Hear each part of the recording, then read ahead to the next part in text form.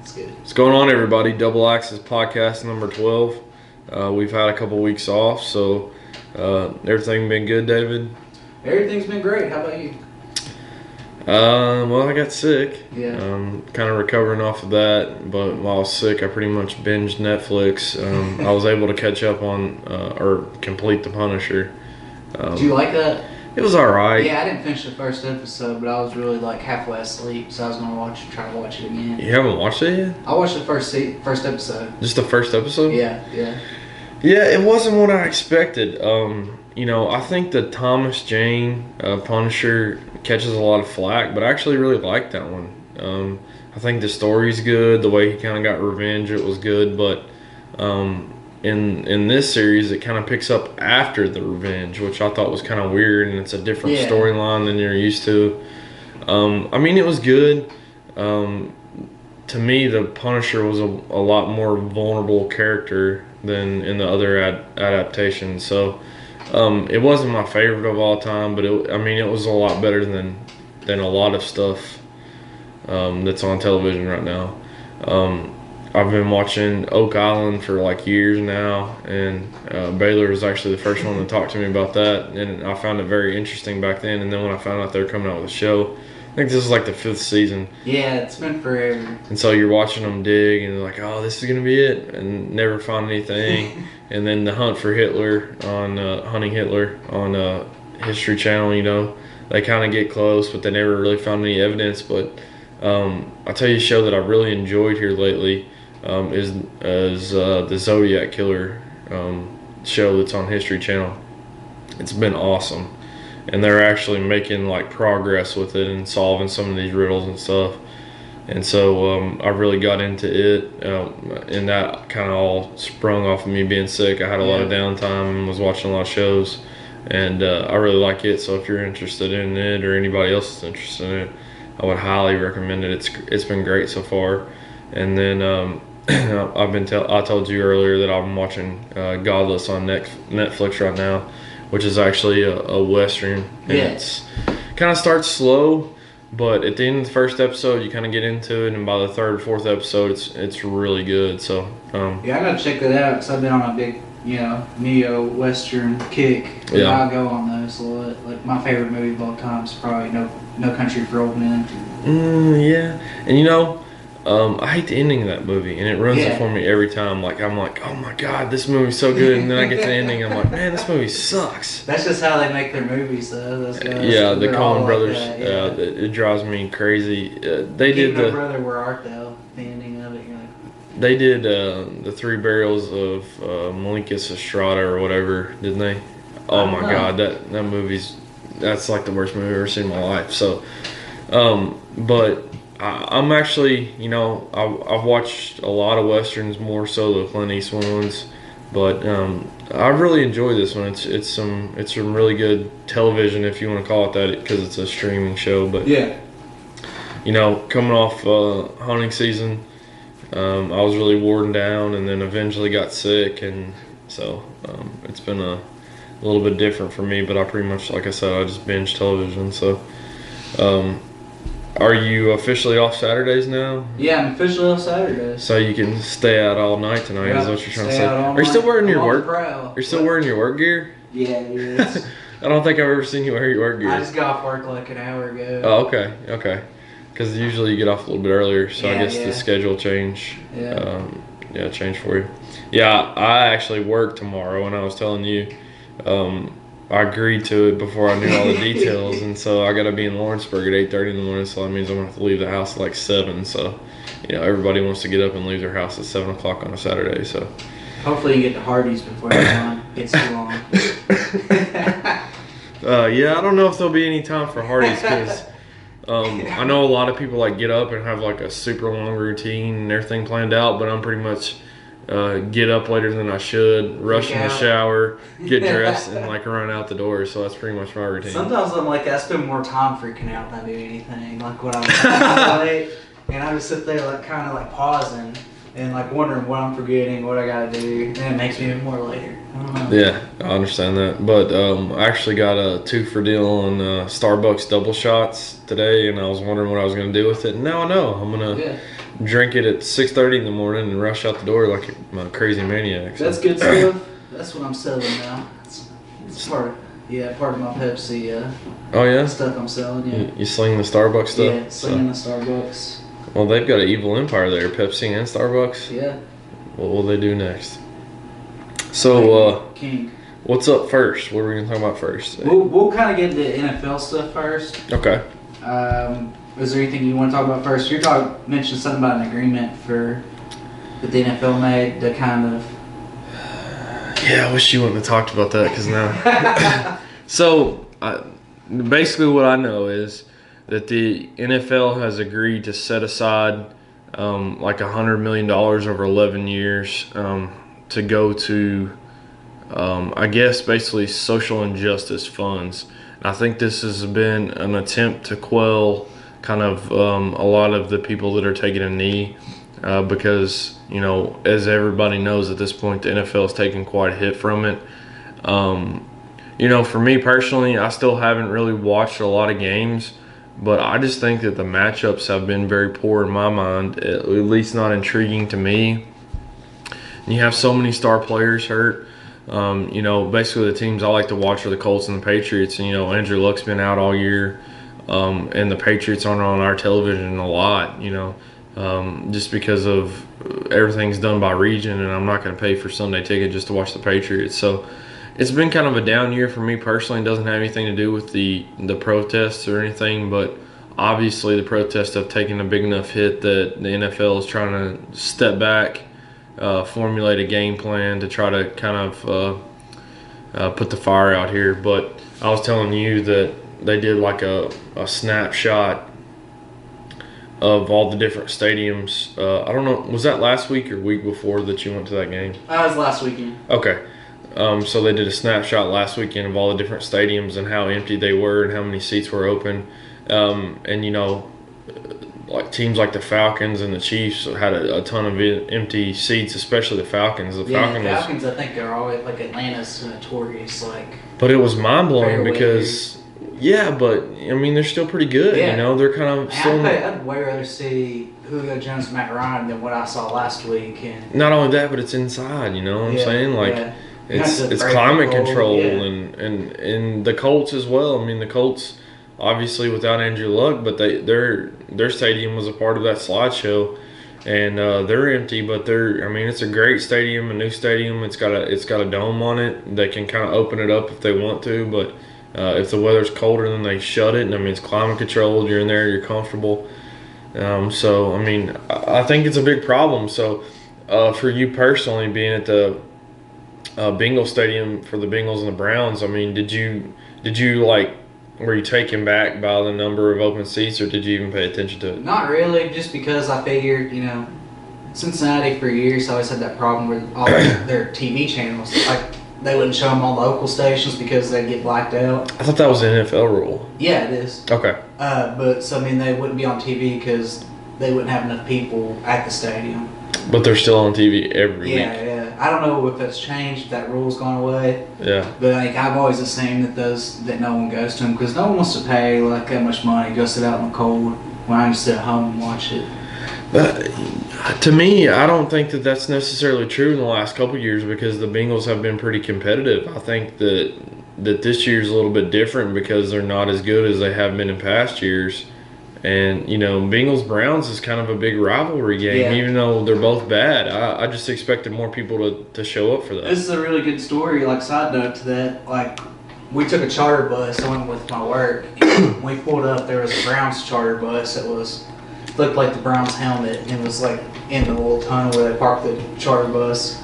And the driver was out, and I kind of got talking to him. They had 40 free tickets that they were giving away as some contest, and only 10 people out of the 40 people accepted to go on this charter bus. Oh my gosh! Yeah, that's crazy. So only 10 Browns fans are willing to go watch them play in person. I understand. Yeah, understandable. Yeah, but I mean, you know, we joke about it, but I mean, it really does take a dedicated fan to kind of be a Browns fan at this point. I mean, I guess at least they have Josh Gordon coming back now, so. It was about, like, I would say 70-30, which is pretty good for, you know. 70 Bengals, 30. Yeah. I would expect to be actually closer to 50-50 personally. But Yeah. I guess that a lot of people don't make that trip because what is that, 3-4 hour trip? Yeah, it's wild. I know when I go to the Reds games, the ones I see the most, like, it probably gets about 70-30 when the Cubs are in town. That's the one where it gets, like, even I've been to Indians games, Reds and Indians, and it's, you know, like, maybe like 80-20 or 90-10. Yeah. And that time, it, like, when the Cubs are in, and the Giants, too, the Giants travel well. They have a lot of fans up there. I remember when I was growing up, it was always the Braves, and the Braves traveled well. Yeah. And that was kind of the hot tickets whenever they played the Braves. Do you think that the Cubs difference was before or after the World Series? It was way before. I've always remembered being there, even when they were horrible. I think it's just because they were like the Braves, like you said. Like they had like WGN play their games all the time. They had a lot of day games too. Right. You know, they'd just play afternoon games. So like when I was a little kid, you watched them all the time on WGN, just like the Braves on TBS. Right. And they, watched them all the time. For sure.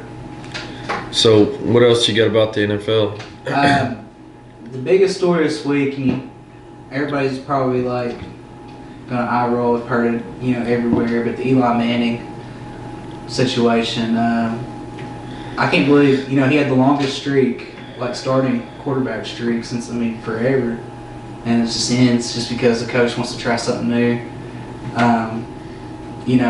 This guy, he may not be like a top tier quarterback, but for what he's done for the organization, for him to do this in the middle of the season, I think it's crazy. Yeah.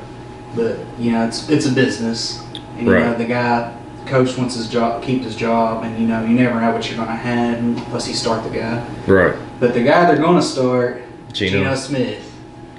We've seen him before. He's not. I would way rather have Eli Manning up there than Geno Smith. And that's kind of what I was going to say. I was going to say, I think that Eli has obviously underperformed. Obviously the criticism is going to come, but if it was starting a young quarterback that was kind of unproven and it worked out, I'm sure, when the whole Brady Bledsoe thing was kind of going on, a lot of people were probably naysayers towards Brady. But the thing that you said kind of hits the nail on the head. It's Geno Smith. We kind of know what's going on there, and I think that if anybody wants to kind of point fingers, it should be why hasn't the Giants drafted a quarterback for the future? And maybe that's because Eli Manning's ego or whatever it may be, because we all know that he was drafted by the Chargers and didn't want to go there. So obviously his ego's played into the factor before, but I'm not an Eli fan, and I never have been, and I'm not going to defend him because I've kind of been such a naysayer of him before. I think I've never seen anybody that spins around, has no idea where they are, chucks a ball up, and a receiver makes a fantastic play down the sideline or in the middle of the field like the David Tyree. So I don't know. I've never been an Eli Manning fan. I think it's unfortunate that it's not to a younger quarterback that they drafted that's kind of going to be the future of their program. It's kind of, in my opinion, obviously not even a sideways move, but a downward move to Geno Smith because we kind of know what he has. Yeah. I think that's the unfortunate part about it. I guess this isn't as egregious as the Bills trying it a couple weeks ago. That was ridiculous. Peterman, in his defense, he looked like he was going to be a great NFL quarterback, and he may still be. I had to give the guy credit. He didn't lose confidence. He kept throwing the ball just to the wrong person. Yeah, he's kind of like that shooter that is kind of on a like Kyle Korver last year in the playoffs. He's still chucking them up or whatever. But 5 interceptions. Yeah, it's time to go back to Tyrod. And Tyrod have been so efficient. It just didn't really make sense. But even comparing that story, Tyrod obviously still doesn't have even close to the history that Eli Manning does, especially with that franchise. So yeah, he had the lowest turnover rate ratio in out of all NFL quarterbacks before he got benched. That's crazy. Well, I don't know. John Gruden was when they had the quarterback camp before the draft with Sam Peterman when he thought he was the best quarterback in the draft. Really? Yeah. I wonder if he still has that same. I don't know. The Bills saw something enough to You know? Yeah, but it is the Bills. You know what I'm saying? They still had a chance in the playoffs and did it. That's crazy. I don't know. It doesn't make sense. But, you know, I don't know what's going to come out of this. Obviously, if Geno comes out and plays well and they win, then it is what it is. But didn't the Giants just come off like a win and then they lost again and then they're... Yeah. But, I mean, you got to think about Eli Manning's punt. He doesn't have any, weapons right now. He doesn't have any offensive, Oh, no. I don't know. If it was me, I'd be like, cool, I'm going to collect this giant paycheck and not get my brains beat in and lose to whoever they play this week. I want to get traded to the Packers is what I would say. Oh, yeah, I wouldn't say that because obviously Packers is a short-time deal. Aaron Rodgers already taken, warm-up. Yeah. So, no, I wouldn't want that either. So, Well, I mean, it's contract. Maybe the Jags. Trade me the That's Jags. what everybody's been saying all week because, Coughlin's down there. Thanks highly of him. What the Jags needs, a quarterback. Yeah, I think he's one of the first people I saw on Twitter come out against the move. Yeah. So. Yeah, I mean, he's won 2 Super Bowls. Yep. Can't doubt it. Yeah, 2 Super Bowl MVP. And we were talking about earlier the 2 best teams right now, the Eagles and Patriots. Do you think the Eagles are for real? Or? I think that this weekend's going to go a long way. They're in Seattle this weekend. Seattle's secondary is obviously very depleted, but I think that they still have a pretty good, front presence where they can kind of shut down the run. Obviously, Eagles in their run offense hasn't been a giant, deal this year. They've got so many different guys that they're kind of interchanging. I kind of thought Ajayi would be the guy when they went there and he busted off that big run the first week, but seems like they've kind of steadily been changing hands and they kind of rotated and there's not really anything that's kind of settled in with that. So I think that this week's going to be a big test just to go up there to Seattle because kind of unlike the teams we were talking about earlier, even though Seattle's kind of mediocre this year, I'm sure that all the fans are still going to show up there. Yeah. And that's going to be a big factor in their game. So I think this weekend will really show a lot. Seattle's kind of reminds me of like the Panthers and too. Because I mean, there's games and they look really bad, but then they always seem to finish the season out pretty decent, a lot better than you would think. Yeah. Last year they did it too. What did they start last year, like 0-4 or something like that? I don't know. I don't remember, but they ended up having a decent. Yeah, Russell Wilson's like the worst quarterback in the league for like 4 or 5 weeks, and the next thing you know, he comes alive. He's got like 3 passing touchdowns and 2 rushing touchdowns. You're like, where's he been all year? So one thing about the Eagles is they've only beat one team that has a winning record right now, the Panthers. And the rest of the teams they beat, I think, are sitting at 500 or under. So. Yeah, I've never been one to buy into that because it is the NFL, and if you sleep 1 week, I'm not going to say the Browns can beat you, but definitely, one of the lower tier teams, even like the Bengals, the Bills, all those guys that we were talking about earlier. If you don't come correct, they're gonna beat you. There's just too many good guys in the league, and so you're gonna get, especially with all the hype that the Eagles have got, they're gonna get the best shot of everybody every week. So. I mean, I'm not sure how much I'll actually look into that because you still got to go to other people's stadiums and beat them, and you still have to defend your home turf, and everybody's going to kind of want to derail that train, and that's kind of the only thing that a lot of those teams have to play for is just kind of to dash your hopes. So I think that Super Bowls today between the Eagles and Patriots, I don't think it'd be a close game. Patriots. Oh, no. Yeah. Even with their defensive struggles. But that being said, the 2 best teams, Eagles, Patriots, I think a lot of Steelers fans would argue that, I don't feel like the Patriots are nearly as flashy.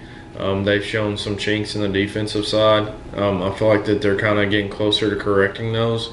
And as we talked about before, I feel like Belichick is too good of a defensive mind to go into the playoffs and not have those situations corrected. So the Steelers just look so bad early on. Yeah. It's just hard to comprehend the turnaround that they've kind of come around. And they play the Patriots in like a couple weeks, don't they? Like 2 or 3 weeks. I think it's like the Patriots' only game I thought off their schedule. I think that they could lose because it's at Pittsburgh. Yeah, and that could potentially be a big game for home field advantage, and I think home field advantage plays a big factor in the playoffs because, you know, Pittsburgh had such a big kind of push last year, but then they had to go to the Chiefs, and the Chiefs beat them. Yeah. And I think if that game was in Pittsburgh, Pittsburgh would have came away with it, and then they would have had to come to New England, and that's a much scarier game to me than the Chiefs were because you know what you're going to get out of the Chiefs. Yeah. And you never really know what you're going to get out of the Steelers just because it's such an explosive offense. But I'm not really sure that the Steelers have anything that can stop the Patriots right now. So it's just going to be about putting a game plan together and kind of controlling that. And Big Ben's been so up and down this year. You know, a lot of that's probably going to play into who comes away with it. And, you know, that's a really exciting game. I'll definitely be tuning in. I'm not really sure that I've watched an entire NFL game all year. Really? But I'll definitely be watching it. Yeah, man, I'm old. I can't stay up and watch these games. I don't watch the late ones. For like years past, you're talking about losing like kind of enthusiasm. Like, I stay up all night Thursdays. I stay up all night Monday, all night Sunday, watching football, and I'm like, look forward to it. Right. And this year, I've only watched like maybe 2 primetime games. Yeah. But that's because I think I'm getting old too. Yeah. Well, I was in a really good routine with work and everything else, and I was off Thanksgiving week, and I was sick during that too. So towards the end of it, I kind of got back into sleeping. But there for the first couple of days, I was staying up till 2 or 3 o'clock in the morning, you know, watching whatever on TV. And it's hard to do that when you're older. Like when you're younger, I can't stay up at all anymore, no matter what. Oh, when I don't have to go to work, I'm like, oh God, it's like Christmas morning. I try to, and then like Megan will find me like just like sitting straight up asleep somewhere. That's like crazy. I can't do that. I have to be in bed. And, I mean, I can't fall asleep yet sitting up. So I didn't think I could either. What else you got about the NFL? Fantasy updates. You got any? Of course, I think you're doing a lot better than I am in our fantasy league. Yeah, but I actually just had my streak ended, and it sucks. It sucks whenever you lose and you have a long streak going, but it's even worse when you have the points on the bench. And I made the decision to start T.Y. Hilton over Robbie Anderson. Yeah. Robbie Anderson had 27 points. T.Y. Hilton had 1. So that's happened to me all year. And I don't remember how many I lost by, maybe like 10 or 11. But obviously, you know, with the 26 points that I had left on my bench, you know, I could have easily won that matchup. So yeah, at the beginning of the year, I think with my very last pick, I took Rex Burkhead. I think I dropped him like week 2 or something last week. I picked him up like this week, but last week he got 17 points. I think it's like his second game with double digits, third game. He got hurt for a while though, right? Yeah, he was hurt for a while. So I'm hoping that, you know, I'm starting him this week over McCaffrey, which could be a bad idea. But I'm playing the second place team this week, and I'm pretty nervous because I picked up Orland Darkwa, and he had several good games in a row there, and then he only had 3 points last week, and Melvin Gordon didn't have a good week. So I'm still kind of on the fence about who I'm going to start. Yeah, Melvin Gordon should have a good week this week. Like Joe Mixon just ran all over Cleveland last week. So, I mean, but you know, with Cleveland, you're liable to get up by 30 points in the first quarter and put your secondary in, and this second string dude for the Chargers have already kind of been cutting into his carries anyway. So who knows what can happen with that? You know what I'm saying? Which I think is good for the Bengals that they're now using Mixon more. He's like such a good running back. And maybe I tried to help him out a lot. I tried to trade for him early in the year, and I couldn't make it work, and I'm glad that I didn't now. But you know, I thought they should have been using him. I was concerned about the Bengals time sharing that they always do. Yeah, and he also has some kind of problems. And if he was at a different organization, it wouldn't be such a big deal. But because it is the Bengals, kind of makes you worry. Yeah, I mean, I thought I was getting my playoff savior when I got David Johnson, and obviously we know now that was a mistake. So one of my biggest guys the past few weeks has been the Bengals tight end, Tyler Croft. I know. He's had like touchdowns, like I think almost. Let's see, the last 2 games he's had touchdowns, and the rest of my team didn't have anything pretty much. So I mean, he's been pretty good for me. Who's your tight end this year? Well, I had the dude for the Eagles. Ertz, and I traded him away in a deal to get T.Y. Hilton because I thought Andrew Luck was about to come back. Well, that didn't work out. Yeah. And so I picked up Cameron Brate off waivers, and that was actually pretty good because he was like the fourth or fifth tight end for a large portion of the season. But then when Jameis Winston got hurt and then came back and they've had these offensive problems, I actually had to drop him. Yeah, because they were using Howard a lot too. And Howard was a first-round pick. He's supposed to be the best tight end coming out of college. So right now I've got Jack Doyle, who's been really good of late. He actually did pretty decent last week. And then I've got Charles Clay, who's coming back off injury. Tight end position's always a headache for me, but like somewhere between halfway through the season it comes together for me.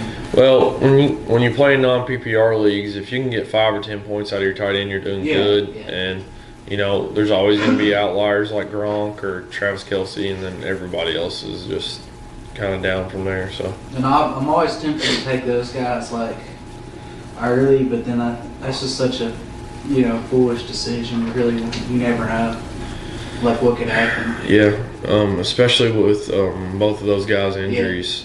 Pass, so. Because I think one year I did it for Jimmy Graham, and then he got traded, and he did it nothing. And I actually traded for him last year, and he ended up playing pretty well towards the end of the season last year. So.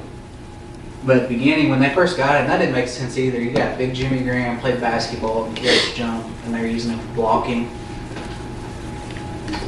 I don't know. Seattle, man. Yeah, it doesn't make sense. Offense isn't necessarily first there. So.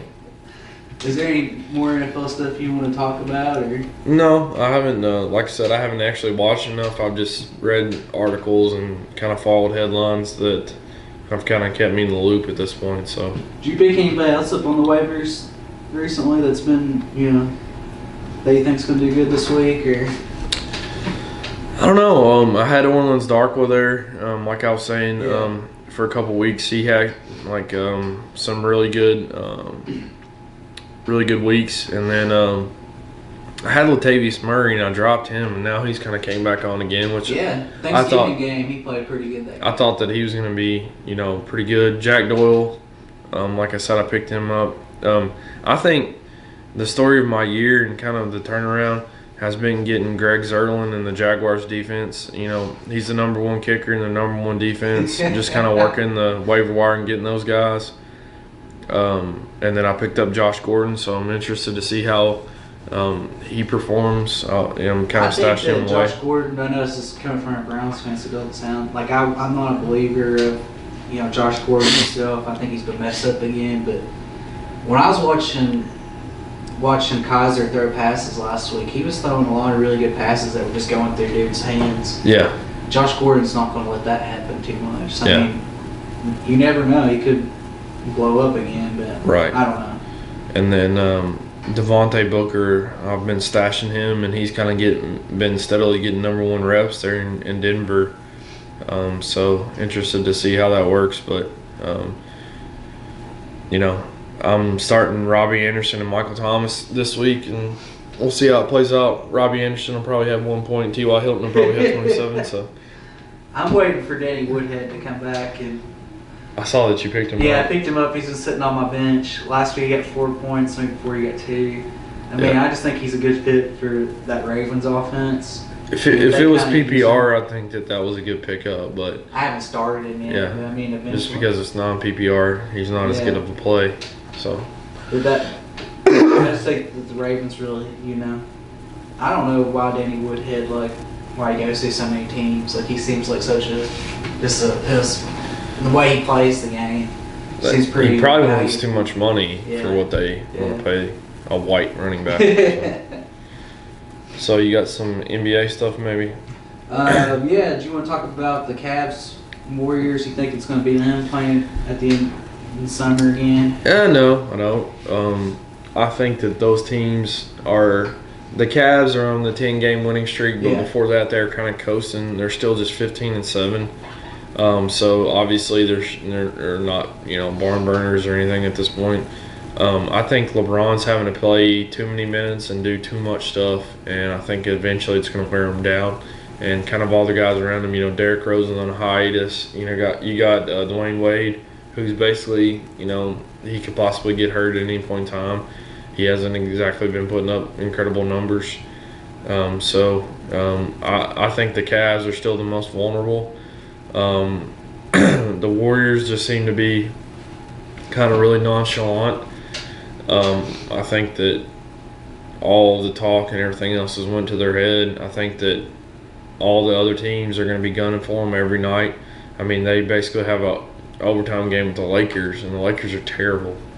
I don't care what anybody says. The Lakers are terrible. You still like Lonzo Ball, like just how bad he's shooting? No, I never have liked him. I mean, he's historically low. I mean, he is historically low. I think he's still going to be a pretty decent NBA point guard. I think that he could be like a Rajon Rondo type player. I don't ever see him being anything more than that. And those guys aren't really in huge needs, right? Like, teams don't really use those kind of guys. Yes and no. I saw that Rondo's back with the Pelicans, and the Pelicans are kind of playing pretty well right now. So yes and no. I don't know that guy's ever going to be the cornerstone to your championship. I'm still super impressed with the Sixers. Ben Simmons is putting up crazy numbers. I mean, to me, he's kind of a walkaway MVP or Rookie of the Year candidate right now. But kind of coming back to the Warriors, I don't know, man. I think that they're probably still right there in the top 3 or 4 for the West. I think that they can turn it on at any point in time and probably win the West. But, I mean, the factors are, you have an injury or something. You've got a lot of guys with foot issues, and you've got Green, who's kind of uncontrollable, may get kicked out of the league at any point in time. So, I mean, I'm not high on either one of them. I don't think that they're putting their best foot forward or the best effort forward right now.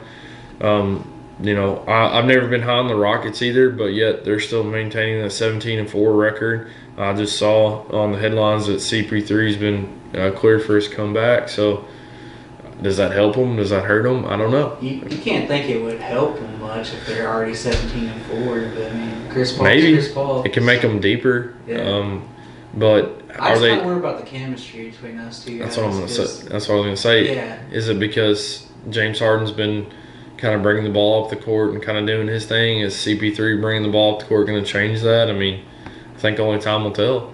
I think Harden, the way when he brought the ball up the court was probably one of the best in the league, and they got Chris Paul. Like, that doesn't make sense, but yeah, I think I've always said that I think Chris Paul going to San Antonio made the most sense to me. Would make. And San Antonio's still hanging in there, and Kawhi's been hurt, this whole year, and so they haven't even had him.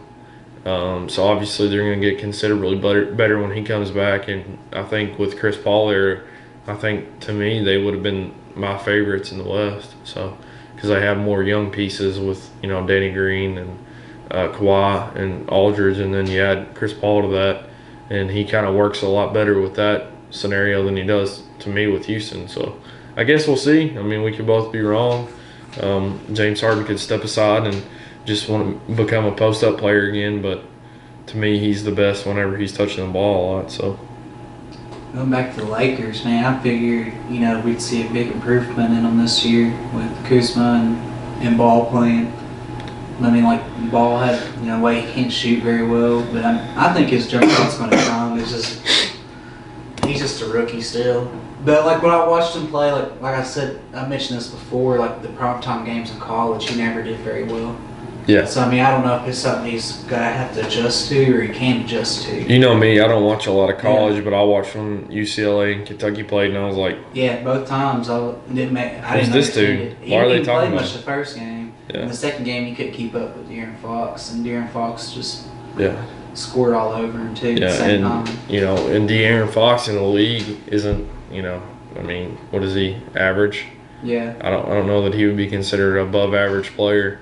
I do think the thing that separates Ball from guys like Fox is that his ability to do other stuff, to go rebound the ball. He's got good court vision. But, I mean, to me, I would just feel like, okay, it's kind of like a baseball hitter. I hate to change your swing, but this shot's got to go. I mean, if I like watching it. It's awful. It's weird looking. Who taught this kid this? I just don't understand. Like, LeVar Ball's going to show up to your house next week. That's good, because then the podcast would have a little bit of publicity when I whooped his ass all over. You ain't no big fella. When I whooped his ass all over the front yard, at least we get a little podcast publicity there. But I mean, I just don't see it. You know, I was not a lifelong Lakers fan, but since the time that Shaq got traded, I started watching for Shaq. Ended up loving Kobe, and stuck with them through all of their bad years after their championships. And I can't watch them. I mean, I just find it completely unwatchable. Whereas the Sixers, that are kind of in the same place, I found them very intriguing. And you know, they still got Okafor kind of rotting on the bench there. Yeah. And if they could trade him away for some type of veteran piece, then they'll be in good shape. There's all those rumors about LeBron going to the Sixers. Wonder what the Sixers would have to give up. Well, I mean, if LeBron becomes a free agent next year, he would have to give up anything. He's a free agent next year. But I don't know. I mean, I don't know what LeBron's going to do. Yeah. I mean, he's playing well right now, but at what cost? Yeah. I mean, we saw how tired he got, you know, at the end of last year in the playoffs. So, what cost is what he's doing right now going to be when it comes later in the year? Is his body going to break down on him? Is he going to be able to perform every night? Is he going to have the lift? Because he didn't have any lift at the beginning of the year, and now he's kind of getting that back. But is he gonna kind of wear that into the ground? I don't know. LeBron's never going to age, and his athleticism is just going to stay the same forever. He's going to be 60 years old out there playing. Keep thinking that. Keep thinking that. I mean, I'm not a LeBron fan, but it just seems like this guy's never going to. I don't agree with it. I think it's going to catch up to him. He's never had a big injury. Every other major athlete of all time. I mean, Bo Athlete is the biggest freak in the history of sports. And he dislocated his hip and ended his career. I mean, so every big-time athlete ever has had an injury. So, I mean, if he makes it through unscathed, then he is a freak. But, yeah. I mean, I just can't see him wearing his body down. I mean, Kobe did it towards the end of his career, and obviously he ended up having injury after injury that it, ended up with Achilles, and then he came back playing just as hard and ended up tearing his shoulder. I mean, so it catches up to you. So, but you know, kind of those teams are all kind of towards the top of their respective divisions still. But OKC has really been a surprise to me how much they've struggled. I don't know what the deal is, because obviously you see them play the Warriors and they handle the Warriors pretty easily. And I think obviously that's a high emotion game. But yeah, I think that had a lot to do with it too. I know, but I mean, why wouldn't they be motivated to do that every week to prove that they can compete in the West? I mean, they've already dropped 12 games. I mean, that's out of the three guys, I mean, the only one that's really came close to agreeing is still Westbrook. Right. The other guys still aren't. I don't think that they're there yet, and I think it's on Billy Donovan and Russell Westbrook both and well, I'd say Carmelo probably the most, because he's the head veteran on the team. Yeah. To kind of gel. I mean, it's pretty disturbing to me. I think that they're playing the best towards the beginning of the year, and then they're like, okay, we just want Russell to be Russell. Well, when Russell's Russell, it kind of takes away from the other guy. So I think that they need to find a happy medium there. And then everybody's like, oh, well, what are we going to do in the fourth quarter when they need a big shot? Give it to Russell. Let Russell be Russell in the fourth quarter. 1 through 3. Let's play team ball. Let's spread the ball out. Let's let you guys spot up and shoot and move the ball good. And then in the fourth quarter, we'll stop this. Oh, you take the shot. You take it. Let's just give the ball to Russ. Because even if Russ doesn't hit the big game shot, which he's proven he can do time after time, he can go to the basket better than the other guys and get fouled and, get the free throws or whatever it may be. So I think it's pretty disturbing. Obviously, next week is kind of an off week for me, but then after that I'm going to do another week of hunting, and after hunting I'm really excited to kind of sit down and relax and be able to watch the NBA season. So I'm hoping that OKC gets it all figured out by then. Boston's been a big surprise to me also for the opposite reasons. They're 19-4. They had that big long win streak after dropping the kind of first couple games. But I'm just really surprised by that and the fact that they're winning and Kyrie's not putting up super numbers. It seems to be a team effort. In the beginning, whenever they lost Hayward, I really thought that Kyrie and Horford would have to step up big time, put up crazy numbers. It's really been the young core. It has been the second best, been really probably good to the team Sixers. Like best crop of young guys on the team. And it's crazy to think of that trade felt like forever ago where they got all those picks. I don't know, was it like 6 or 7 years ago? It might have been longer than that. Forever. It's just now. I mean, that has to be like one of the best rebuilds. Yeah. Like an NBA. Just shows you how smart that front office is. And they never really were that bad. I mean, they were the number 1 team in the East last year. And then they just flipped it that one year. They traded off Pierce and Garnett. And then they got all those picks. Kind of makes you wonder what was really going on with Isaiah Thomas's hip, too. Because if a team's that smart and they're going to get rid of Isaiah Thomas, who led them to, the first place last year, is he ever going to be the same for Cleveland? Which is another thing that we didn't even talk about with Cleveland. They're hanging around right now. They're on this. Is he going to be able to come in and take a little bit of load off LeBron? I don't know. I think Boston looked at it like, Isaiah was a pretty good investment and they already got the return on it. I mean, that's true. He didn't come from it. Like, when he played on Sacramento, he kind of just wasted away there. And everybody, coming out of college, everybody thought he was going to be good, but not as good as he was. Right, yeah. Obviously, a guy that's small. Yeah. Yeah, but I'm interested to see what happens with Boston, and if Boston is still this good, they're the number 1 team kind of going to the playoffs. The question to me is, do they rehab Hayward and try to bring him back? I don't think that they would rush it, but I mean, you never know. I don't think that they would rush it, but I think that if they weren't as good as they are right now, then they would be an easy answer. No, we're not bringing back. Imagine them playing 4 years, like in the finals, and they have Gordon Hayward coming off the bench playing limited minutes. So that would help them out tremendously. Yeah. I don't foresee them having a chance against the Warriors. But no. I don't know. Maybe next year. Well, unless there's an injury. Injury changes everything. Yeah. But I do think that even this current Boston team has a pretty good chance against Cleveland, especially towards the end of the year whenever Cleveland is the older players getting more worn down. They may have injuries, who knows what. And obviously, Boston should continue to get stronger towards the year because there's such a young core group of guys. I think Kyrie's only going to play better and better than what he's playing right now. And I think that, kind of looking up, they can only get better. And then they get Hayward back, and who knows what happens from there. Unlimited potential with them. Kind of like the same as the Sixers. It just kind of makes you wonder if the Sixers will get there before they do. I don't know. I think that it could be some interesting years, like at the top of the Eastern Conference. And the Eastern Conference has been down for so long, they probably really need it. And Philadelphia has been down for so long, they really need it. So. And the numbers are saying that Ben Simmons is the next LeBron. I don't know about all that. I mean, I'd seen him play in college, and he didn't impress me at all. I hate saying he's the next LeBron, but I think he's the next really good point guard that can do a lot and can score a lot more than these other guys that we can see that do a lot. He's probably closer to Russ than anything else. Yeah, they're showing his stats, and he's bigger the other night, and they're they almost identical to LeBron's through his first few games. Yeah.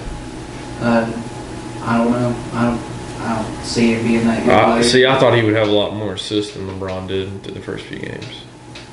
So, but I guess LeBron was doing everything back then too. Yeah, so. He was 18 then too. When Ben Simmons was 20, so I mean it's not a huge difference. 18 with unicorn blood or whatever he was taking that got him that big between being a senior in high school and then coming in the league. Comes in looking like Bane. Weighed 210 pounds the year before that. Next thing you know, he's 265. It's all natural, though. So you want to talk about Tigre a little bit? Yeah, sure. So this week, the return of Tiger Woods. Obviously not supporting his personal life, but I've been rooting for Tiger to come back and be Tiger again. And, it seems to be kind of taking over the sports world right now. I turned on, it's no longer Mike and Mike, it's like Golick and Wingo or whatever now. I turned that on, which I never listened to sports radio, but that's all they were talking about was Tiger. They were having Tiger's college roommates and everything on, and I mean, I think it's obviously very good for the sport of golf, and I've always been the one to say that if anybody can come back and win a major, it's Tiger, because he's just so good. He has more drive than anybody else, especially now being down and out for so long. And I think he's paid for his sins. So we'll see if his body kind of holds up. It doesn't seem like he's changed his swing to kind of adjust to not breaking down. So that's kind of worrisome, because he's still driving there with, you know, all the top guys. I think he was paired with Justin Thomas, and they're saying that they're kind of trading, out driving each other. So, but he shot a 69 yesterday and a 68 today. So I think it's very promising. I hope for the best. You know, he's switched a lot of his sponsors over. He's hitting TaylorMade clubs right now, which in my opinion, I think TaylorMade's a better built club than Nike, even though I'm sure Nike pulled out all the stops to make sure his clubs are great. So really interested to see where he kind of goes with this, and just hope that for golf and for Tiger and for everybody else that his body kind of holds up and he's able to maybe win at least one more championship and kind of prove a lot of people wrong, that, you know, even though that you have demons in life and you make mistakes in life, which he made more than his lawn chair. Well, I don't think his mistakes are really that bad. I mean, there was all that stuff about his DUI, but there was no alcohol in the system. There were like prescribed medicine that he had. I was talking about more along the lines of all the women.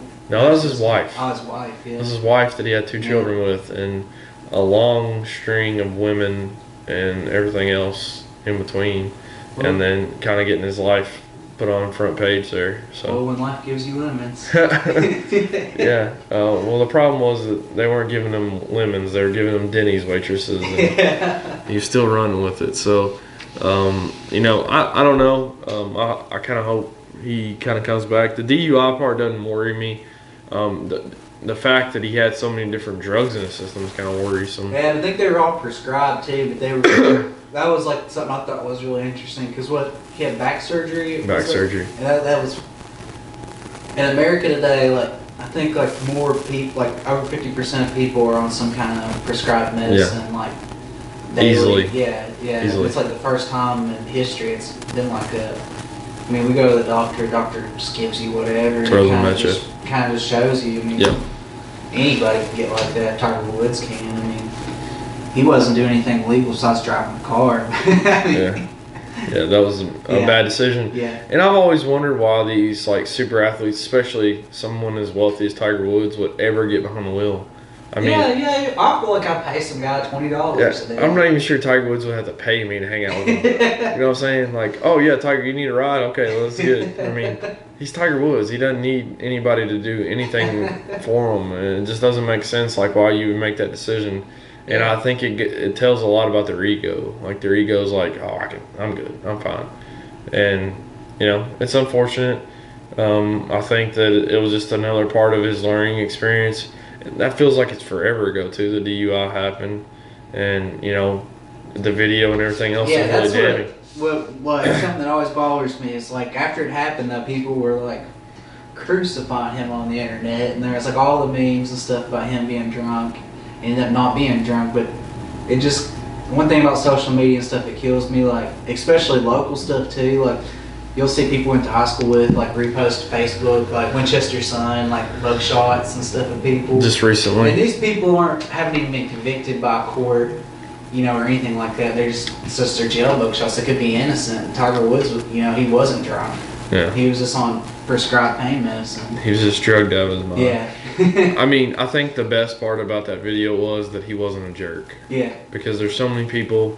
You know, you hear the Mel Gibson tape and things like that, or people when they get pulled over and they're doing wrong. And you're like, okay, well, at least he wasn't a jerk. And, you know, he made a mistake. It is what it is. I'm sure that we've all made mistakes in life, and hopefully we learn from them. But we're not Tiger Woods, and that's the reason that our face sitting at the front of every magazine and every website and, you know, everything else. So. Man, Mel Gibson, that's a guy I wouldn't want to hang out with. Mel Gibson? I don't know. I bet he's got some like pretty good stories. Jerk. Yeah, but I think that hopefully at this point he's experienced so many bad things, and he was booted out of Hollywood for so long that And yeah, I know hopefully- they put him back in the movies now. He's in the Will Ferrell movie. Yeah. It wasn't too bad of a movie. I seen it a couple weeks ago. You should watch a lot of movies. Yeah, I go like once a week. It's good. Yeah, try to get out the house. So, I kind of want to end on talking about UFC 217. That was our last podcast with Gross, podcast 11. Talk about UFC 217. We were right and we were wrong with our predictions and everything else, but you know, we pretty much all thought that Joanna was going to walk through Rose. Well, that didn't happen. Rose knocked her out, so that was a big shocker. Me and him both picked Cody to beat Dillashaw, which Cody caught Dillashaw early in the fight in the first round, had him really hurt. Dillashaw kind of stumbles back to his stool in the first round, and he comes out for the second round and ends up winning by knockout. So that was crazy, but it all made it all right because basically kind of the way that I broke down and I saw the GSP fight, it kind of happened as far as the finish goes, but GSP looked a lot better on his feet. I think he stayed on his feet a little bit too much. He didn't play into his game plan, but eventually dropped Bisping with a left hook and then was able to use his jiu-jitsu to get his back and choke him out, which is basically the way I saw it going. I thought GSP would get him down and the submission skills will be the difference. And so I wish we could have had that on Facebook Live because that was a crazy celebration. I lost my voice jumping up and down and acting like an idiot. So, but that was a good night. Hopefully have more people on in the future kind of breaking down stuff like that, because even though we're wrong, which is why, like I said, I don't like doing predictions anymore, because I feel like I thought I could pick and be unbiased, but it's still pretty difficult for me to do. Even though I was kind of picking with my head, especially in the Joanna fight. I mean, Rose just came out and dropped her and like it was nothing, and it's just shocking that the pressure and everything else of Joanna didn't get to Rose. I mean, that's the difference now. You've got people that are kind of at the forefront of social media and press and everything else, and stuff just doesn't affect them like it used to. So, but it was a really good night. Jumping around screaming like a bunch of little girls, and it was really fun, and hope to be able to do that in the future, and hopefully have Gross back on for the next GSP fight for sure. So, you got anything else, big guy? No, did you have a good Thanksgiving? Besides getting sick? Thanksgiving, man. Well, my brother was miserable because he just had his gallbladder out. Did he finally get it taken out? Yeah, he had gallbladder surgery on Wednesday, so I think he's feeling better now. But we're all pulling for you, big guy Colton. I'm sure he's probably not going to watch this. If he does, then we're all. He pulling. only watches Walker Texas Ranger reruns. That's not true. I tried to get him to watch. He watched The Punisher and he wasn't really crazy about it, which I understand. But I'm trying to get him to watch Godless because he's like, I've watched everything else on Netflix. So I guess he probably didn't like any of it. He liked that '70s show. He finally watched all of that '70s show. Which it's a good show. That is a great show. But last season maybe not too much. He was the last season was terrible. But he was kind of miserable, and then you got 4 kids running around, and it was just a little bit overwhelming for me. So. But yeah, it was all right. Everybody was sick that day, and the next day I went out and did some work on the farm, and I came back home and I started feeling poorly. And by Saturday, I was just like curled up in the fetal position through Sunday, and then worked through it Monday and Tuesday. So I'm glad I'm starting to feel better now. But what about you? Did you have a good Thanksgiving? Yeah, I went out, drank some beer the night before Thanksgiving. Some adult beverages, sir. Yeah, we're on the air here. Come on. It's a Thanksgiving tradition of mine. And then I went fishing last weekend, so I mean it's been pretty great. Did you know that the night before Thanksgiving is like the #1 alcohol night? Yeah, they said besides New Year's Eve. I was listening to that on the radio. That was crazy. I was like, I go out like every year, like the night before Thanksgiving. And you know, it all makes sense, because if I had been sauced up the night before going into Thanksgiving, I might have had a better time. Yeah, it's with just the kids people and I knew everything coming else. into town that week too. That's true. Yeah, there's like people I hadn't seen in a long time, so I saw like some friends that I hadn't seen since high school. It was a good time. Went fishing last weekend, didn't see anything, didn't catch anything. You're still in hunting mode. Yeah, so I'm hitting some bad luck right now. I understand. Well, we're going to talk about that more, because this is kind of side A of podcast 12, and then we're going to do side B, doing exclusively hunting. So you'll have to tune into that, and we're gonna run into that one next, and we'll post them both at around the same time. And so if you're interested in hunting exclusively, then check out that next podcast. And if you're not, until then, we'll talk to you the next time.